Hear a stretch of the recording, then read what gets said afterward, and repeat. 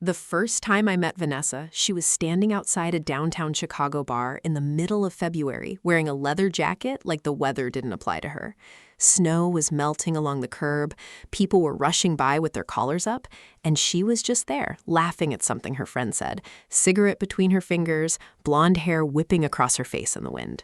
I remember slowing down before I even realized I was doing it. That sounds dramatic now, but it's true. I was 32, exhausted all the time, working 70-hour weeks as a regional sales manager for a medical supply company, and I'd gotten used to life feeling gray. Wake up, coffee, meetings, airport terminals, hotel rooms, microwave dinners, sleep, repeat. Then I saw her, and suddenly the city looked alive again. She caught me looking too, smirked a little. Not shy, never shy. "Either come say hi or keep walking," she yelled across the sidewalk. That was Vanessa. She didn't wait for life to happen to her. She dragged life toward her by the throat. 3 drinks later, I knew she worked in real estate staging, had an ex-boyfriend she called human garbage, hated country music, loved tequila, and had a habit of touching my arm every time she laughed. By midnight, I was completely screwed. We moved fast after that. Probably too fast. Within 6 months, she was staying at my apartment almost every night. By a year, we'd moved into a condo together in River North. 2 years after meeting her, I married her on a rooftop overlooking the skyline with expensive string lights hanging overhead, while our friends got drunk and screamed song lyrics into the warm summer air. And honestly, for a while, I thought I'd won life. Vanessa made every room feel electric. She could turn grocery shopping into an adventure. She'd dance in the kitchen while cooking pasta. She flirted with me constantly, sent dirty texts during work meetings, pulled me into restaurant bathrooms like we were still teenagers. People envied us. I could see it, especially my younger brother, Eric. Eric had always been the charming one between us, which is funny considering what happened later. Growing up, girls loved him because he had this easy confidence. He played baseball in college, had that all-American look, perfect teeth, deep voice. Meanwhile, I was the responsible older brother who followed rules and paid bills on time. But Vanessa liked me. That mattered to me more than I ever admitted. Eric got along with her immediately too. Maybe too immediately. At first, I loved it. Family dinners were fun. We'd all drink wine, watch games, joke around. Vanessa and Eric had the same sarcastic sense of humor, always roasting each other. "You married the boring brother," Eric told her once while we were grilling burgers at my parents' place. Vanessa grinned. "Yeah, but boring men stay faithful." I laughed when she said it. I actually laughed. God. Looking back feels like watching security footage before a robbery. The clues are obvious after you know what's coming. But when you're inside the relationship, you don't see things clearly.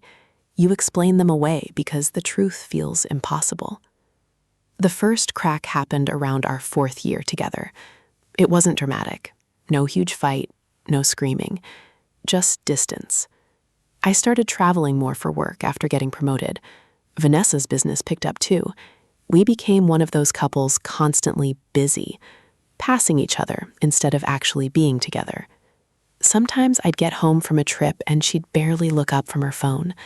Sometimes she'd roll over in bed when I tried touching her. I told myself it was normal marriage stuff. Everyone says relationships settle down eventually.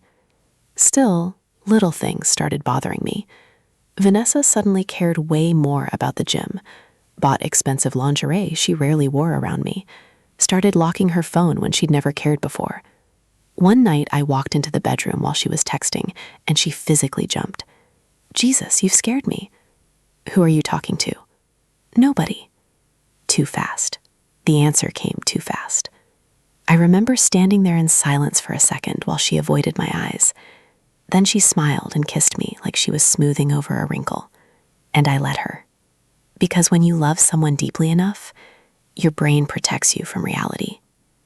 About 6 months later, Eric started coming around more often. He'd stop by randomly to watch games or have drinks. Sometimes he'd text Vanessa directly about family plans instead of me. Again, none of it felt suspicious enough to matter. Until one night. It was a Friday in October, cold rain outside. Vanessa had invited Eric over because I'd been gone in Denver all week, and apparently he didn't want to eat alone. We were all drinking bourbon in the living room while some football game played in the background. At one point, Vanessa got up to grab another bottle from the kitchen. Eric watched her walk away. Not casually, not innocently. He watched her like a man watches a woman he's imagining naked. And the second he realized I noticed, he looked away. That feeling hit me immediately, like ice water in my stomach.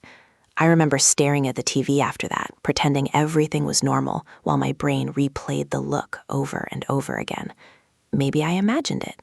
Maybe I was tired. Maybe I was insecure. That's what I told myself. Later that night, after Eric left, Vanessa came out of the bathroom wearing one of those oversized t-shirts she slept in. "You okay?" she asked. "Yeah, why?" "You've been weird." I almost asked her right there. "Do you want him? Do you flirt with him when I'm not around? Has something happened between you two?" But I didn't, because asking the question makes the possibility real, and I wasn't ready for that. Things got worse after Thanksgiving. Vanessa became colder, short-tempered, distracted. We stopped having sex regularly, and whenever I tried bringing it up, she turned it around on me. "You're never home. You're obsessed with work. Not everything is about sex." One night we got into a huge argument because I asked why she kept taking calls in the other room. She exploded. "I can't even have privacy anymore?" "That's not what I said. You're acting paranoid." Then she slept in the guest room. I stayed awake until almost 4 a.m, staring at the ceiling fan, feeling like my marriage was slowly slipping through my fingers, and I had no idea how to stop it. The crazy thing is, I still trusted her, even then, even with every instinct screaming at me, because trust doesn't disappear all at once. It erodes slowly while you fight to preserve it. Christmas came, and things temporarily felt better. We visited my parents in the suburbs. Vanessa laughed more, held my hand, sat on my lap during a family party while everyone drank too much wine. At one point, my mom called me aside in the kitchen. "She seems happier lately." "Yeah," I said. "I think we're getting back on track." My mom smiled. I can still remember how relieved I felt saying those words out loud, like maybe the hard part was ending. Then New Year's happened. That night changed everything. We hosted a party at our condo. About 20 people came over. Loud music, champagne everywhere. People crowded into the kitchen and balcony, smoking and yelling over each other. Vanessa looked unbelievable that night. Black dress, red lipstick, heels that made every guy in the room stare when she walked by, including Eric. I noticed it again. That look. Longer this time. And worse? She noticed too. I saw her catch his eyes from across the room, and instead of shutting it down, she smiled. Not a friendly smile. Something else. Something intimate. The moment lasted maybe 2 seconds, but it felt like getting punched in the chest. The rest of the night, I couldn't focus. I kept watching them subconsciously. Every interaction felt loaded. Every laugh between them sounded different now. At midnight, everyone screamed the countdown while confetti blasted from somebody's stupid party cannon. Vanessa kissed me hard when the clock hit 12, but while she wrapped her arms around my neck, I looked over her shoulder. Eric was staring directly at us, not smiling, not celebrating, just staring. And I swear to God, something inside me knew right then. Knew before I had proof. Knew before I had confirmation. Knew my life was about to split into before and after. 2 weeks later, I came home early from a business trip because of a canceled client meeting. And that's when I found the first real sign that I wasn't crazy. I got home around 3 p.m. on a Thursday. The original plan was to stay overnight in Milwaukee after the client dinner, but the meeting got pushed back another week, and honestly, I just wanted to be home. Vanessa thought I wouldn't be back until Friday morning. I remember feeling weirdly excited driving into the city. I even stopped to grab her favorite coffee from that overpriced place she liked near our condo. Vanilla oat milk latte with cinnamon sprinkled on top. Stupid little husband things. The garage under our building smelled like wet concrete and gasoline when I parked. I grabbed my suitcase, the coffee tray, and headed upstairs. Nothing felt wrong at first. That's the part people never talk about. You expect betrayal to announce itself somehow. Thunderstorm music, gut instinct, some dramatic warning from the universe. But most life-changing moments begin completely ordinary. I unlocked the condo door and walked inside. Silence. No TV, no music, no Vanessa yelling hello from another room. I checked my phone. Maybe she'd gone out. Then I noticed the wine glasses, 2 of them, on the kitchen island. One had lipstick on the rim. The other didn't. Still not enough. Still explainable. Then I saw the men's jacket hanging over one of the dining chairs. Not mine. Eric's. I froze. Literally froze. Every sound around me disappeared. It's hard to explain that kind of adrenaline unless you felt it. Your body knows something before your brain fully catches up. My chest tightened so hard it hurt. I stared at the jacket for maybe 5 straight seconds. Then I heard it. A laugh upstairs. Vanessa's laugh. Followed by a man's voice. Low. Familiar. Eric. I dropped the coffee. The cups hit the hardwood floor and exploded everywhere. Upstairs went silent instantly. I remember hearing footsteps, fast footsteps, then Vanessa's voice from above. Luke? I started moving before I even realized it. I stormed up the stairs so hard I almost slipped. My heart was slamming against my ribs like it wanted out of my body. And there they were. My wife, standing outside our bedroom in a loose gray shirt with no bra underneath. My brother behind her, barefoot, wearing sweatpants, no shirt. For a second, nobody spoke. Nobody breathed. The entire world narrowed into that hallway. Vanessa looked terrified. Eric looked caught. And I just stood there staring at them while something inside me cracked open. What the fuck is this? My voice didn't even sound like mine. Vanessa immediately stepped forward. Luke, wait. No, I pointed at Eric. What the fuck is he doing here? Eric rubbed his face hard. It's not what you think. That sentence, that pathetic cliche, I think hearing it made everything worse. I laughed, actually laughed. You're shirtless in my house. Bro, don't call me bro. Vanessa kept trying to move closer, but I backed away from her instinctively, like touching her suddenly felt disgusting. We were drinking, she said quickly. He spilled something on himself. I looked down at the sweatpants. So you changed into my clothes? Neither of them answered, and that silence told me everything. People think discovering betrayal is one huge explosion of emotion. It's not. It's dozens of emotions hitting you all at once so violently your brain can't organize them. Rage, humiliation, confusion, grief, disbelief, love. That's the sick part.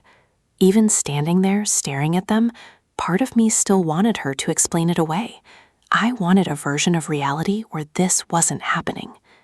Then I noticed the bedroom door behind them, half open, bedsheets twisted, and suddenly I couldn't breathe right. I shoved past Vanessa into the room. The smell hit me first. Sex, sweat, her perfume.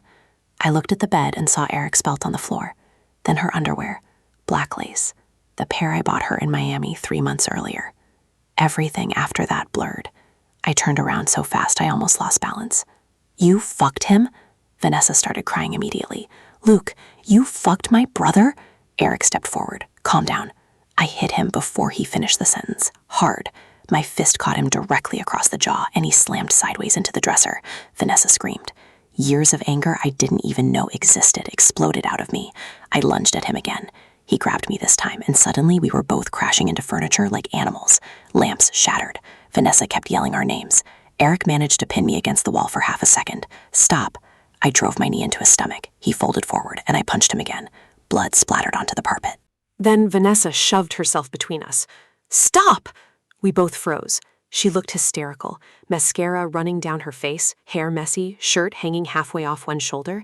And for one insane moment, I remembered how beautiful I thought she was when I married her. That memory hurt worse than the cheating itself. I looked at her and said the only thing my brain could form. How long? Silence. How long? Eric stared at the floor. Vanessa started crying harder. And that's when I knew it wasn't recent. If it had been one drunken mistake, she would have screamed it immediately. But this was history. How long? I repeated. Finally, Eric answered quietly. About 8 months. 8 months. 8 fucking months. My knees actually weakened.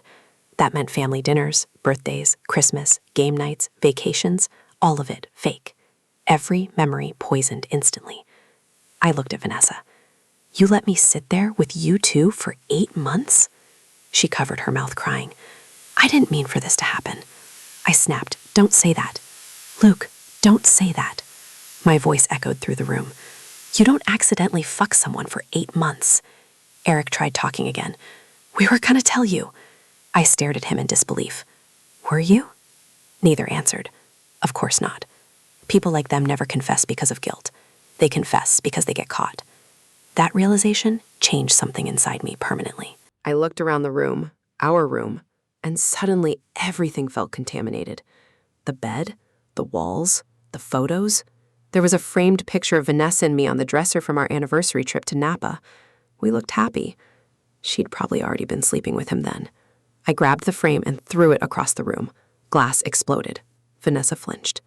I loved you, I said to her. My voice cracked. And somehow that tiny crack hurt more than all the screaming, because it was real, raw, broken. She started sobbing harder. I love you too. I almost threw up hearing that. No, you don't.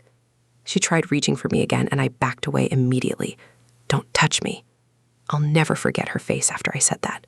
Not because she looked guilty, because she looked scared that she was losing control of the situation. That's when I realized something else. She never thought I'd actually leave. Somewhere deep down, both of them expected forgiveness eventually, or manipulation, or excuses. They thought they could manage the fallout. But standing there, watching them together, killed something inside me permanently. I walked downstairs without another word. Vanessa followed me. Luke, please, let's talk. I ignored her. I grabbed my suitcase again. She kept talking behind me desperately. It wasn't supposed to get serious. That made me stop. Slowly, I turned around. What? Her eyes widened like she regretted saying it instantly. I stared at her. So it was serious? No, I just mean, how many times? Silence again. That silence answered plenty. I nodded slowly. Then I looked toward the staircase, where Eric still stood upstairs holding a towel against his bleeding mouth. My little brother, the guy I defended my whole life. When he got suspended in high school, I convinced Dad not to throw him out.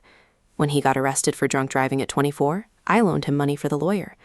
When his ex cheated on him years earlier, I sat with him all night while he cried drunk on my couch talking about betrayal. And this man climbed into my bed behind my back for 8 months. I felt physically sick. Vanessa whispered, Please don't leave like this. I looked at her for a long time before answering. You chose him every single day for 8 months. Tears rolled down her face. And now you want me to stay? She couldn't answer, because there wasn't an answer. I walked toward the door. Then Eric finally came downstairs. Luke. I turned slowly. He looked awful already. Bloody lip, red eyes, ashamed. Good. For the first time since finding them, he actually sounded emotional. I'm sorry. I stared at him. Then I said something I knew immediately was true. You're dead to me. And I left. The elevator ride down felt unreal, like my brain couldn't process what had happened upstairs. I sat in my car in the parking garage for almost an hour afterward, gripping the steering wheel so hard my hands cramped. I kept replaying everything. The jacket, the bedroom, the smell, her crying. 8 months.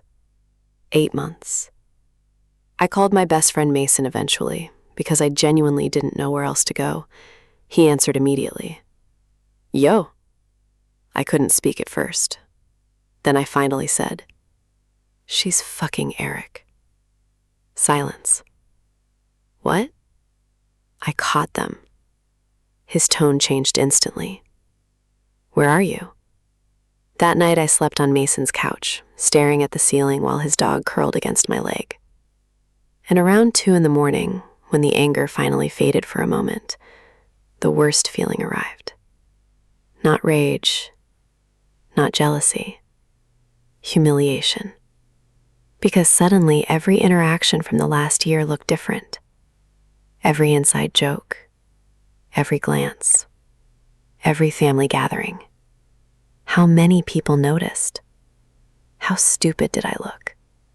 I laid there in the dark, realizing my marriage had probably ended long before I discovered it. I just happened to be the last person to know. The next morning felt like waking up after a car accident. Everything hurt, even though nothing was physically broken. Mason left early for work, but before he did, he stood in the kitchen holding a coffee mug, looking at me like he didn't know what to say. "You want to talk about it?" I sat at the counter staring at my phone. Vanessa had called 16 times. Eric 4. I hadn't answered any of them. "There's nothing to talk about," I muttered. "That's bullshit." I rubbed both hands over my face. The exhaustion hit differently now. Heavy. Sick. Like my entire body had been drained overnight. Mason leaned against the counter. "What are you going to do?" I laughed bitterly. "About which one?" He didn't answer, because honestly, there wasn't an answer. My wife and my brother had detonated my life in a single afternoon. There wasn't some clean next step after that. There was only damage control. After Mason left, I finally checked my messages. Vanessa's texts started desperate and slowly became frantic. "Please answer me. We need to talk. I'm so sorry. Please come home. I love you." Then later, "You can't just disappear. Please." Eric's messages were shorter. "I fucked up. Call me. I deserve whatever you want to say." That last one almost made me throw my phone across the room. Because what exactly could I say? How do you explain to someone that they destroyed your ability to trust your own memories? I blocked both of them by noon. Then I called my boss and told him I had a family emergency. The weird thing about trauma is how normal the world stays around you. Outside, people were jogging, ordering lunch, walking dogs, laughing in coffee shops. Meanwhile, I felt like someone had peeled my skin off. By afternoon, I finally went back to the condo. Not because I wanted to see Vanessa, because I needed clothes, needed my laptop, needed something familiar. The drive there made my stomach twist harder the closer I got. When I opened the condo door, the place smelled like cleaning products. Vanessa had cleaned everything. That somehow felt even worse, like she was trying to erase evidence. She appeared from the kitchen immediately when she heard me come in. Her eyes were swollen red. She looked exhausted, too. For a second, neither of us spoke.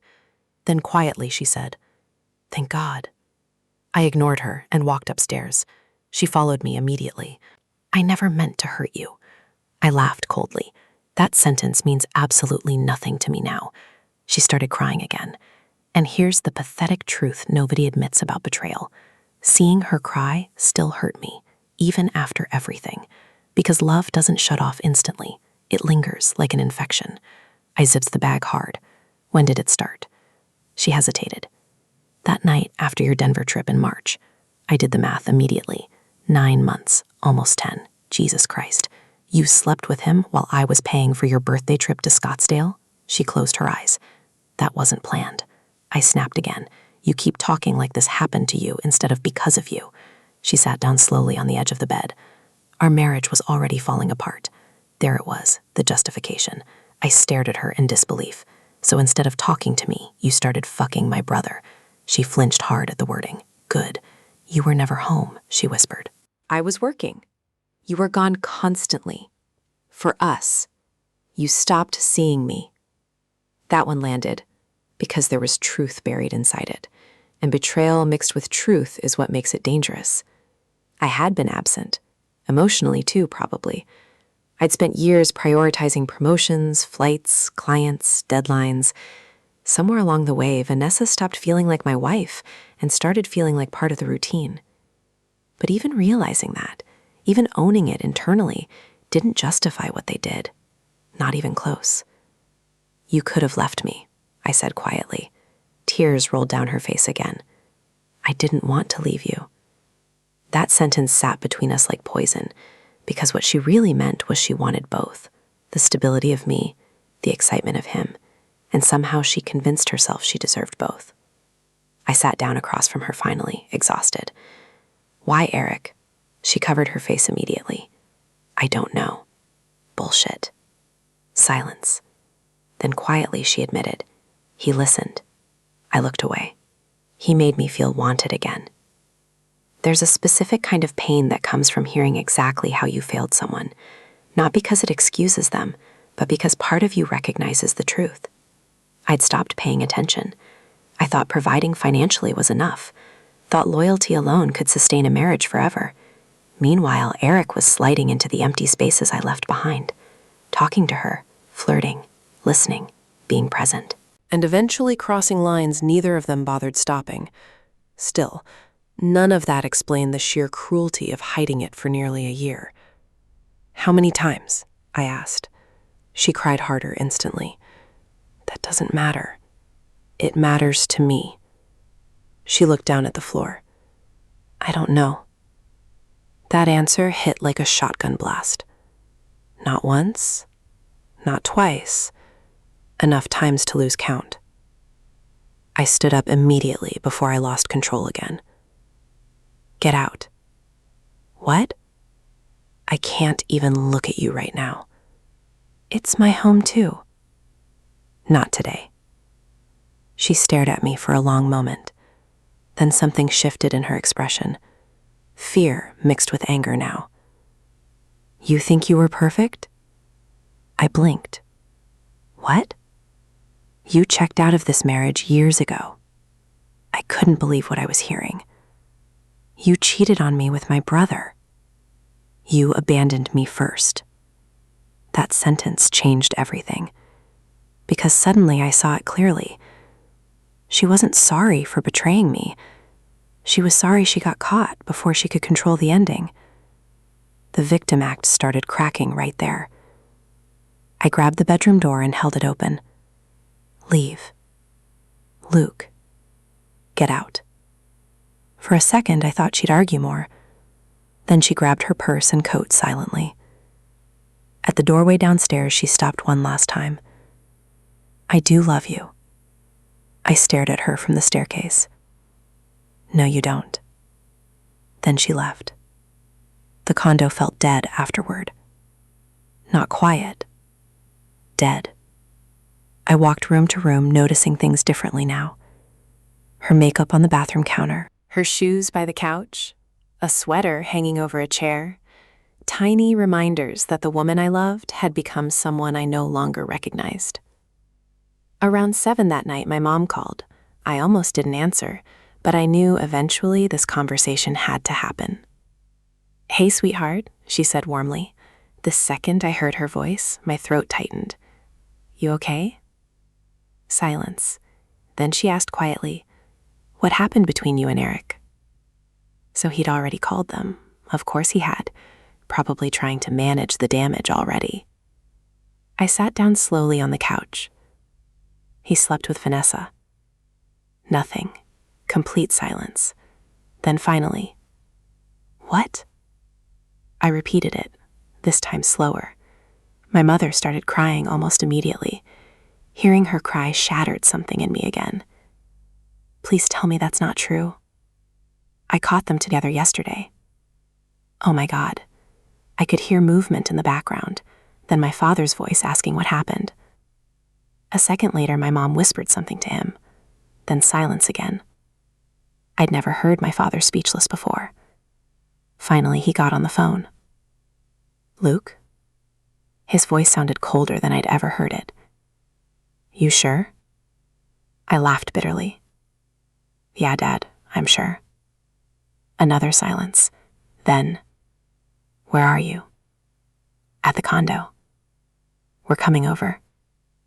I tried telling them not to, but an hour later they were sitting in my living room looking like someone had died. Maybe someone had. My mother kept crying softly. My father looked furious. Not loud furious, the dangerous kind. "What did Eric say?" I asked finally. Dad stared at the floor. He admitted it. Hearing confirmation from someone else made it feel even more real somehow. Mom wiped her eyes. "How could she do this to you?" But my father asked the question that actually mattered. How could he? Exactly. Because wives cheat every day. Marriages fail constantly. But your own brother? That's a different level of betrayal entirely. Dad looked older that night. like something inside him had cracked too. We raised him better than this. I didn't answer, because honestly, at that point, I didn't care about Eric's guilt or shame or reasons. I cared about survival. The next few days turned ugly fast. Vanessa started alternating between apologies and anger through emails after realizing I blocked her number. One message would say, "I made the biggest mistake of my life." The next, "You weren't innocent in this marriage either." Classic manipulation. Keep the victim emotionally off balance enough and maybe they'll start blaming themselves. And the sick part? Part of me did. Late at night, I kept replaying our marriage, trying to pinpoint where I lost her. Maybe if I traveled less. Maybe if I listened more. Maybe if I noticed sooner. But then another memory would slam into me. Her laughing at family dinners while secretly sleeping with my brother. And suddenly all self-blame turned back into rage. Eric kept trying too. Emails, voicemails, long emotional messages about shame and self-hatred. One night after too much whiskey, I finally listened to one. "Luke, I know you hate me. You should. But I never meant for this to happen." That phrase again, like his dick accidentally fell into my wife for 10 straight months. He kept talking. "It started after you guys were fighting all the time. She called me one night upset. We drank too much. One thing led to another." I shut the voicemail off immediately, because hearing details made me feel physically ill. Still, the worst part wasn't even the cheating anymore. It was the realization that my entire family had been damaged permanently. There was no version of the future now where holidays felt normal again. No version where birthdays weren't awkward. No version where my mother didn't silently hurt every time she looked at her sons. They didn't just destroy my marriage. They poisoned everything around it too. And about 3 weeks after I caught them, I discovered something even worse. Something that made the betrayal deeper than I originally imagined. Because Vanessa wasn't just hiding an affair. She was hiding a secret that changed the entire timeline of my marriage. 3 weeks after everything exploded, I met with a divorce attorney named Karen Mitchell in a glass office overlooking the river. I barely remember driving there. At that point, my life had become routines inside routines. Wake up, pretend to function, ignore messages, drink too much at night, sleep badly, repeat. Karen was sharp, calm, mid-50s, the kind of woman who'd probably seen every version of human betrayal imaginable. She listened quietly while I explained everything. The affair, my brother, the condo, the timeline. Every time I said it out loud, it still sounded unreal. When I finished, she folded her hands together. "Do you suspect there's anything else your wife hasn't disclosed financially?" That question stuck with me, because honestly, until then, I hadn't even thought beyond the cheating. "I don't know," I admitted. She nodded. "You'd be surprised what surfaces once divorce begins." Those words haunted me the entire drive home, and somehow she was right. That night, I went through our shared financial accounts for the first time in months. Really went through them. At first, nothing looked strange. Credit card charges, utilities, mortgage, normal life stuff. Then I noticed hotel charges, small ones, random weekdays, downtown Chicago hotels 15 minutes from our condo. I stared at the screen for a long time. Why would she need hotels when we literally had a home together? Then the realization hit me. Those hotels weren't for convenience. They were for secrecy. She hadn't just slept with Eric while I traveled. They'd created an entirely separate world together. Private rooms, private time, private life. I kept scrolling. More charges. Wine bars, restaurants, weekend Airbnb rentals. The dates lined up with trips I'd taken for work. My stomach twisted harder with every click. Then I found something else. A payment toward a luxury apartment building in West Loop. Not huge, but recurring, every month for nearly 7 months. I froze.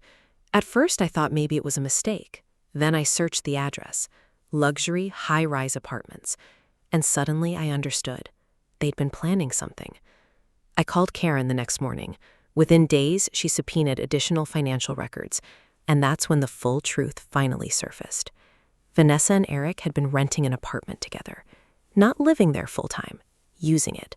A place to meet privately, a place where they could play house while I traveled for work thinking I was building a future for my wife. The lease started almost 7 months before I caught them, which meant this wasn't some reckless affair spiraling out of control. This was organized, intentional, sustained.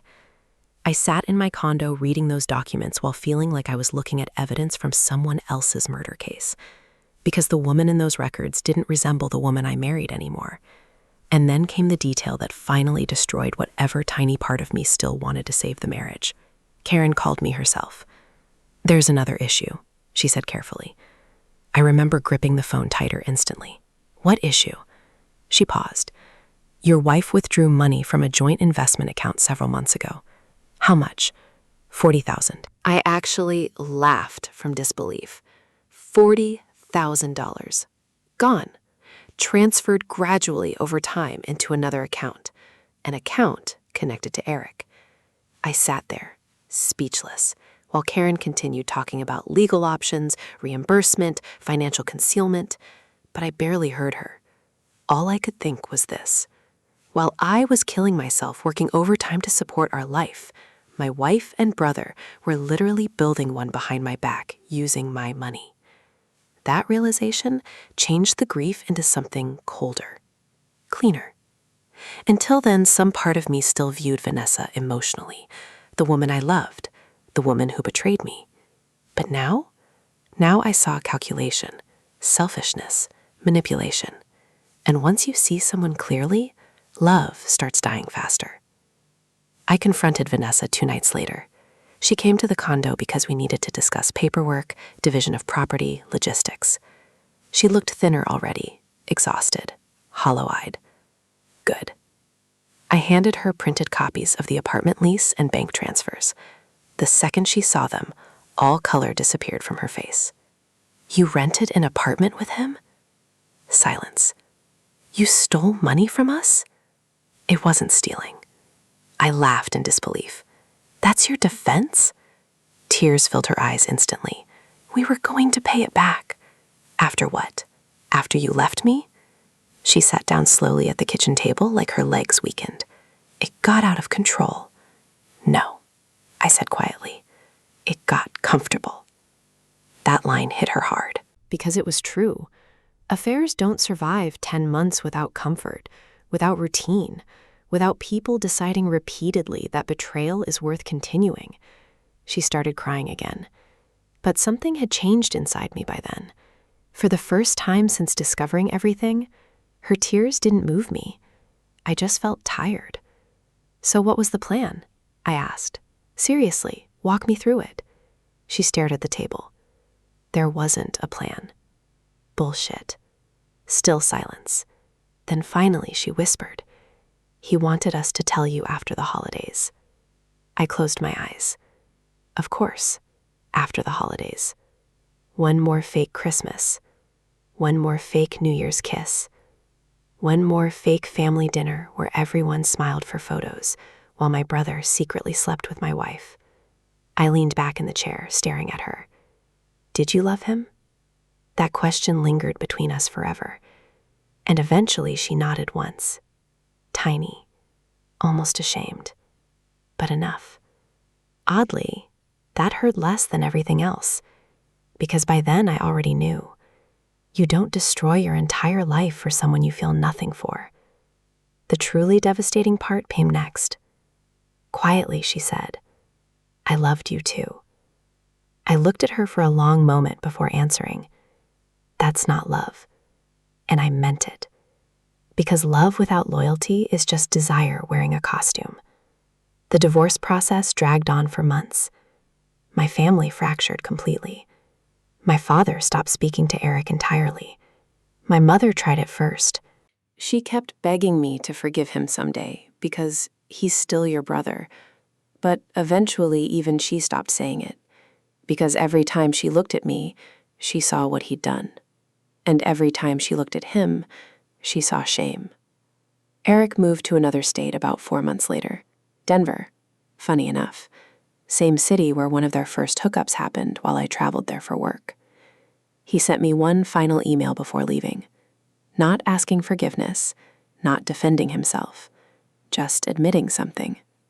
He said he spent his whole life feeling like I had everything together, while he constantly screwed things up.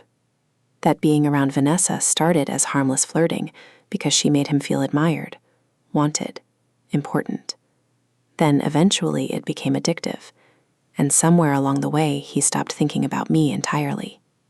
That sentence stayed with me because I think it was the first truly honest thing he ever said. People always imagine betrayal requires hatred. Most of the time it doesn't. It just requires selfishness strong enough to erase empathy. As for Vanessa, she tried reaching out multiple times after the divorce finalized. Birthdays, late nights, random emails saying she missed me.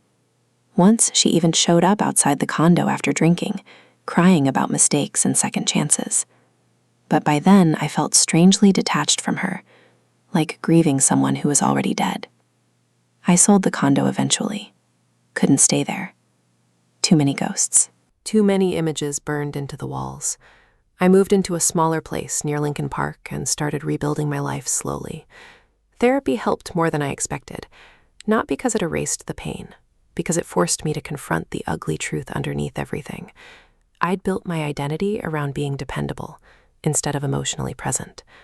I thought loyalty alone made relationships safe. I thought love automatically protected people from temptation. It doesn't. People are complicated. Lonely people make dangerous choices. Selfish people justify horrifying things. And sometimes the people closest to you are capable of cutting deepest because they know exactly where to aim.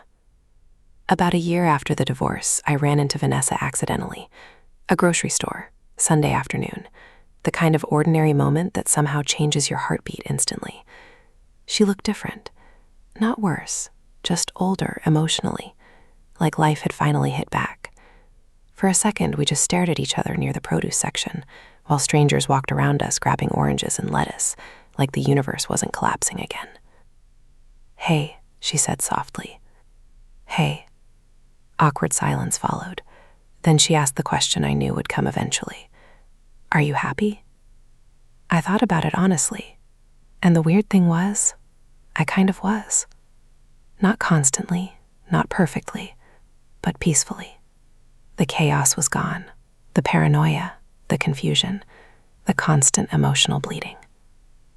"I'm getting there," I answered. She nodded slowly, like that hurt to hear.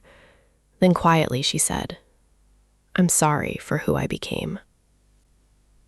That line stayed with me afterward, because I think she finally understood something too late.